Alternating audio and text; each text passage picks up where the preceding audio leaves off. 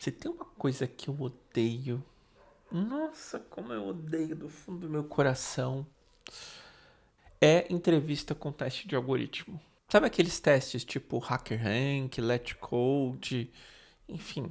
Eu não tô dizendo que não é importante praticar, eu não tô dizendo que não é importante você conhecer o algoritmo. Eu tô dizendo que eu odeio quando o RH, quando um processo seletivo tem LetCode no meio. Esse vídeo eu vou te contar o porquê que eu tenho essa birra e, paradoxalmente, ao mesmo tempo eu vou te explicar a importância de conhecer os algoritmos e como você deveria encará-los.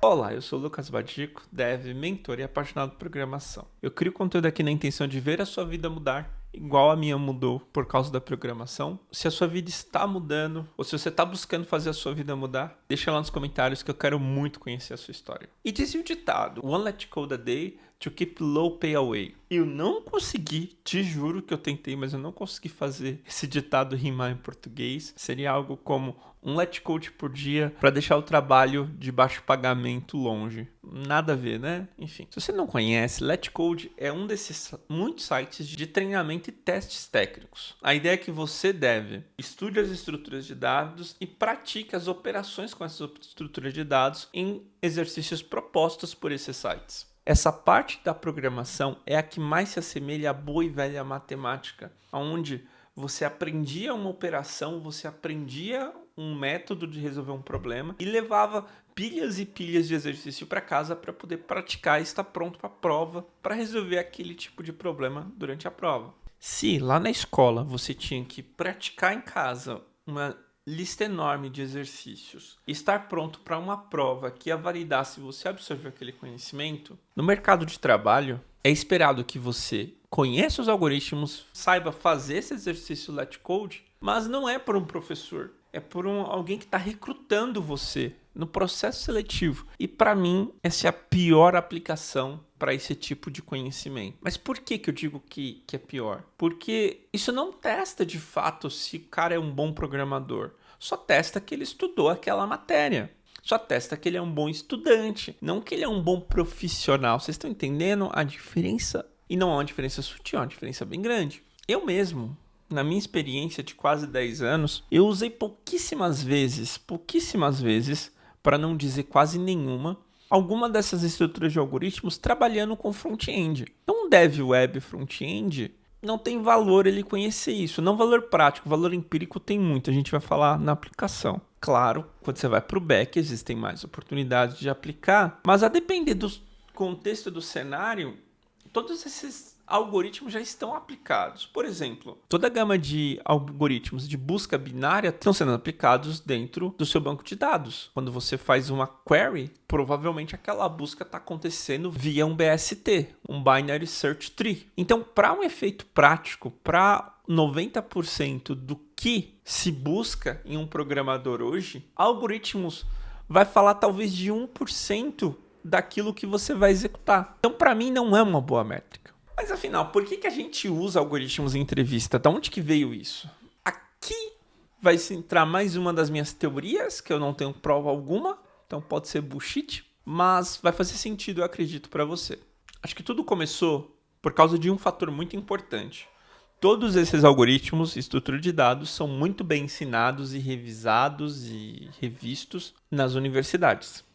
Então, o que eu imagino que aconteceu ficou muito comum você confiar em devs vindo de universidades que sabiam muito bem esses algoritmos e eles passaram a usar esse conhecimento como proxy para vários outros conhecimentos. O que eu quero dizer? Se uma das matérias mais difíceis e mais desafiadoras da faculdade é algoritmo, eu vou começar a medir esses programadores, testar esses programadores para ver quem se sai melhor nessa matéria de algoritmo. Por quê? Se eu tenho os melhores dessa matéria, muito possivelmente eu tenho os melhores nas outras matérias, porque era uma das mais desafiantes. Realmente é uma matéria que a galera pena na faculdade. Então faz muito sentido, correto? Você está usando uma matéria para representar a máxima, vamos dizer assim, a mediana das outras matérias. Se ele for bem em algoritmo, ele vai ter ido bem em arquitetura, ele vai ter ido bem em hardware, ele vai ter... Entendeu? Você usava como proxy. E para o início fazia muito sentido, porque como eu falei, ele está medindo a absorção de conhecimento dessa galera que foi exposta. Ao dizer, poxa, uma das mais difíceis é algoritmo, então eu consigo medir que os melhores nessa matéria vão ser os melhores por proporção nas outras matérias. Só que aí existe uma lei, tipo a lei de Murphy, que diz o seguinte, que é a lei de Goddard. Quando uma medida se torna objetivo, ela deixa de ser uma boa medida. E esse caso é um caso muito específico, porque lá no início se justificava muito bem você propor testes de algoritmo. Só que agora não se justifica nada. Por quê? Porque você tem todo mundo treinando algoritmo não para conhecer mais a estrutura de dados e algoritmos. Não, você tem essa galera treinando algoritmo para passar nesses testes. Ou seja, a pessoa pode ser ótima em LetCode e não saber subir uma API. Então, o que deveria estar sendo medido? Eu listei 7 coisas que são muito, muito importantes um programador ter. Uma delas está o algoritmo. Mas, se você só treinou algoritmo, vai lhe faltar com toda certeza as outras 6 coisas. A primeira das coisas que é importante como programador é entender profundamente o relacionamento do computador com a sua memória. Como que é? O que é stack? O que é heap? Como que interage essas duas coisas? Como que um programa reserva uma memória? Como que ele limpa? Entende? Isso é muito, muito importante, não só para o pessoal que está muito próximo do hardware, mas para a gente entender o quão as nossas aplicações estão impactando o ambiente que estão envolvidas. Para daí, então, a gente poder otimizar aonde realmente importa ser otimizado. Segundo ponto é a arquitetura de software. Porque, imagina só, desenhar o software, fazer ele resolver um problema é uma coisa. Fazer ele resolver um problema de maneira que, conforme eu vou adicionando mais coisas nesse software e ele não se torne um problema para mim, é outra coisa diferente. Tá pegando a ideia? Então, desenhar, arquitetar um software, seja uma aplicação front-end, seja um app mobile, seja uma API, é muito importante. E aí vem a terceira coisa. Resolução de problema. Todo dev é um solucionador de problema. Se a sua aplicação não está solucionando problema nenhum, ela não presta, ela não tem motivo de existir. E é muito, muito, muito interessante que a minha parte de resolução de problema conflita diretamente com o quarto ponto, que é conhecimento de algoritmo de dados.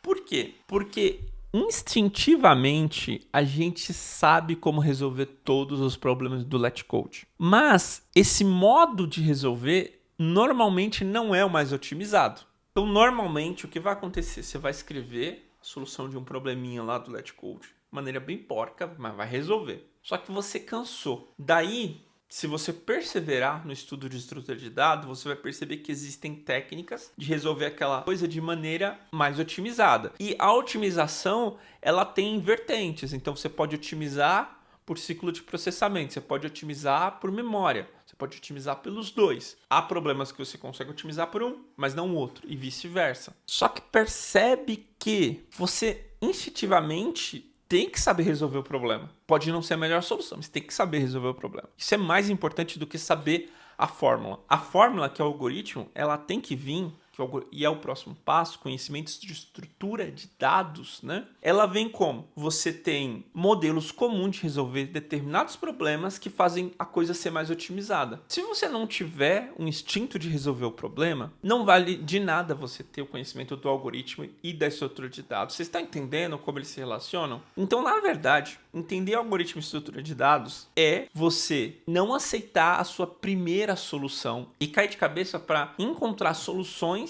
que a comunidade de devs já entende como ótima, mas você não está inovando, você está entendendo? É muito conflitante. Enquanto em uma você meio que tem a tendência de inovar, na outra você tem que meio que copiar o que já foi feito. Esse, na verdade, é o meu problema com o Kadene algoritmo. Eu nunca chegaria na solução do Kadene por mim mesmo, e quando eu aprendi, eu tive de aprender a copiar a solução conhecida da comunidade. E aí entra o quinto ponto, que é a soma de resolução de problema, conhecimento de estrutura de dados, algoritmo e aplicação prática disso. Um LetCode não demonstra aplicação prática alguma. E aí entra a sexta parte, que é a habilidade com a programação em si. Por quê?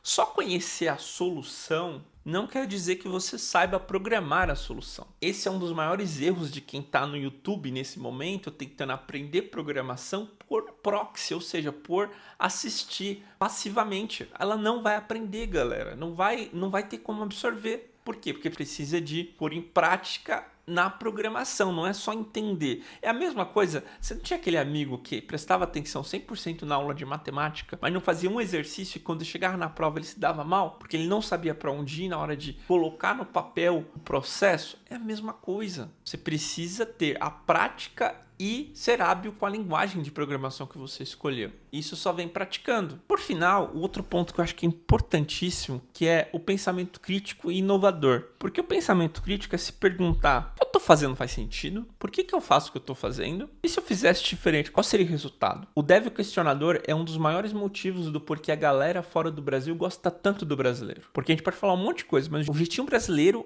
é a máxima do pensamento crítico e inovador. A gente chega a ser crítico demais com nós mesmos, mas a gente inova demais, porque temos de nos virar. O Brasil é isso. E é que tá o problema. 80%, vou usar uma parlol aqui, chutar uma parlol, 80% da galera que tá afiada no HackerRank não tá afiada nesses outros 6 pontos.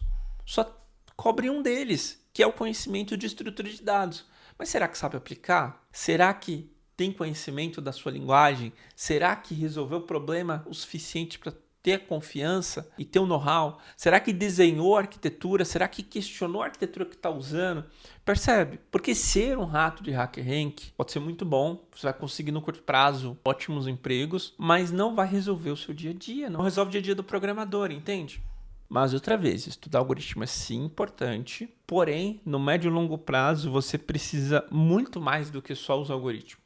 Então vamos lá. A minha bronca não está com os algoritmos, a minha bronca não está com LetCode, com HackerRank, adoro essas plataformas, elas estão aí pra gente estudar. A minha bronca está com RH, usar isso como régua, porque é uma péssima régua. Por quê?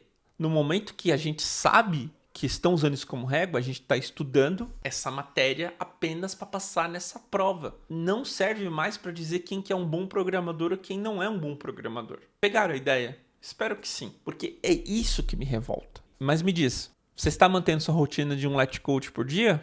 Eu estou tentando. Eu tento pelo menos uma vez na semana. Estou aprendendo um ou outro algoritmo para tentar resolver alguns problemas, tentando aplicar no dia a dia. Golang é uma linguagem que dá muita oportunidade de aplicarmos esses algoritmos. E lembrem-se, se precisam de uma ajuda específica em alguma faceta da sua jornada como programador, seja no início, seja no meio, seja lá na frente, eu estou disponível em mentorias individuais. Deixa um comentário que eu te dou os detalhes. E se você curtiu esse vídeo, não perca tempo e dá uma olhada nesse outro vídeo onde eu explico como aprender por módulos, ou dá uma olhada nesse outro vídeo aqui escolhido especialmente para você.